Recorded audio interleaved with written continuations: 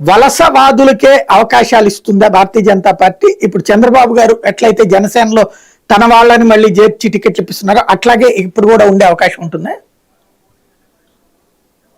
ఇక్కడ వలసవాదులు మన కంటికి ఏదో ఇద్దరు ముగ్గురు కనిపించినా కూడా ఆ ఇద్దరు ముగ్గురు కూడా ఏ పార్లమెంట్ సీట్లలో ఎవరు గెలుస్తారు ఎవరు గెలవరు అనేటువంటి సమాచారం వాళ్ళు తెప్పించుకున్నప్పుడు వాళ్ళకి ఎవరికి కూడా పాజిటివ్ రిపోర్ట్ అయితే వెళ్ళలేదు, నెగిటివ్ రిపోర్ట్ వెళ్ళింది.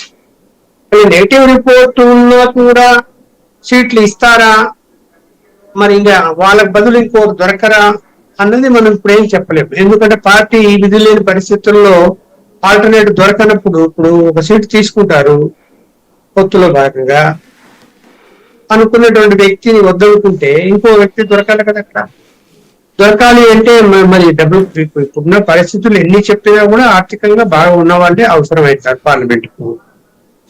మరి అతను దొరకాలి, లీడర్ కూడా గుర్తింపు ఉన్నటువంటి లీడర్ అయి ఉండాలి. అందువల్ల ఏంటంటే ఈ కొత్త వాళ్ళను ప్రవేశపెట్టి ఒక ప్రయోగం చేస్తారంటే చేస్తారు. ఎందుకంటే చాలా డబ్బు చూడకుండా కొత్త వాళ్ళతో ప్రయోగం చేస్తే ఫలితాలు చాలా చోట్ల వచ్చాయి. అందువల్ల ఇక్కడ కూడా రావచ్చు అనేటువంటి ఉద్దేశంతో ఆ ప్రయోగం చేయొచ్చు. ఏది ఏమైనా టీడీపీ చిత్తశుద్ధితో ఆ సీట్లు గెలిపించాలా అనే దాని మీద వాళ్ళకు ఉండి సరైన మెసేజ్ ఇవ్వగలిగితే ఆ ఓట్లు పడతాయి. కానీ లేకపోతే ఏమైపోతుందని కేవలం నరేంద్ర మోడీ గారి బీజేపీ మీద ఉన్నటువంటి అభిమానంతో ఓట్లు వేసే వాళ్ళు వేస్తారు. మరి పార్టీ ఓట్లు వీళ్ళ commitment, Telugu Desam party committed votes కొన్ని ఉంటాయి కదా, అవి పడాలి. అవి లాస్ట్ టైం పడకుండా కొన్ని ఇబ్బందులు పాలయ్యాయి కాబట్టి అన్ని సీట్లు గెలవలేకపోయారు.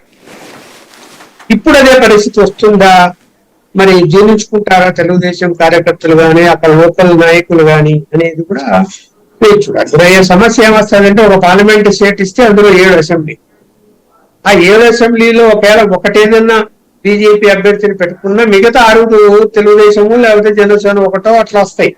వచ్చినప్పుడు మరి వాళ్ళందరూ కోఆపరేట్ చేయాలా, చేస్తే తప్ప పార్లమెంట్ అభ్యర్థికి ఇబ్బందికరమైన పరిస్థితులు ఉండవు. లాస్ట్ టైం ఏమైపోయింది గత ఎన్నికల్లో, అక్కడ ఎవరైతే పార్లమెంట్ అభ్యర్థి ఉన్నాడో ఆయనను వ్యతిరేకించారు తెలుగుదేశం అభ్యర్థులే. మేము ఓడిపోతాము, ఆయన పెడితే బీజేపీకి సీట్ ఇస్తే మేము ఓడిపోతాము, ముస్లిం ఓట్లు పోతాయి, క్రిస్టియన్ మైనారిటీ ఓట్లు పోతాయి అని. సరే వ్యతిరేక ఒప్పుకున్న తర్వాత వాళ్ళు ఏం చేశారు, అక్కడ సెకండ్ ఓటు లిస్ట్ నువ్వు పార్లమెంట్ ఎవరికి వేసుకుంటా వేసుకో, మాకైతే తెలుగుదేశం ఓటేది మమ్మల్ని గెలిపించాలా అని ఇంటింటి వైపు ప్రచారం చేశారు. బీజేపీ ఓటు ఏమని చెప్పలేదు, మీరు మాకేంటి మిగతా మీ ఇష్టం అని చెప్పి రివర్సల్కి వెళ్ళిపోయారు. మరి ఇప్పుడు అవన్నీ గమనించకుండా ఉంటూ అప్పుడు పరిస్థితులు వేరు, అప్పుడున్న బీజేపీ నాయకత్వం వేరు. వాళ్ళు నాన్ సీరియస్, వాళ్ళు ఏంటంటే ఒక పెద్ద మంచి తరహాలో వ్యవహరించారు, కొన్ని తప్పులు చేసినా క్షమించారు, అంత సీరియస్ గా మానిటరింగ్ చేయలే. ఇప్పుడు అమిత్ షా గారు అలాంటి వ్యక్తి కాదు, నడ్డా గారు అలాంటి వ్యక్తి కాదు. మినిట్ టు మినిట్ వాళ్ళు అన్ని మానిటర్ చేస్తారు, ప్రతి అంశాన్ని తీసుకుంటారు, సీరియస్ గా వార్నింగ్ ఇస్తారు, సీరియస్ గా వాళ్ళు కూడా ఎవరెవరు దింపాలని రంగంలోకి వాళ్ళందరినీ దింపుతారు. అందువలన చంద్రబాబు నాయుడు గారు మళ్ళీ నాటకాలు ఆడి ఏమన్నా పప్పులు ఉడకబెడదామని చూస్తే అది ఆ ప్రయత్నాన్ని వాళ్ళు ముట్టుకునే పరిస్థితి ఉంది.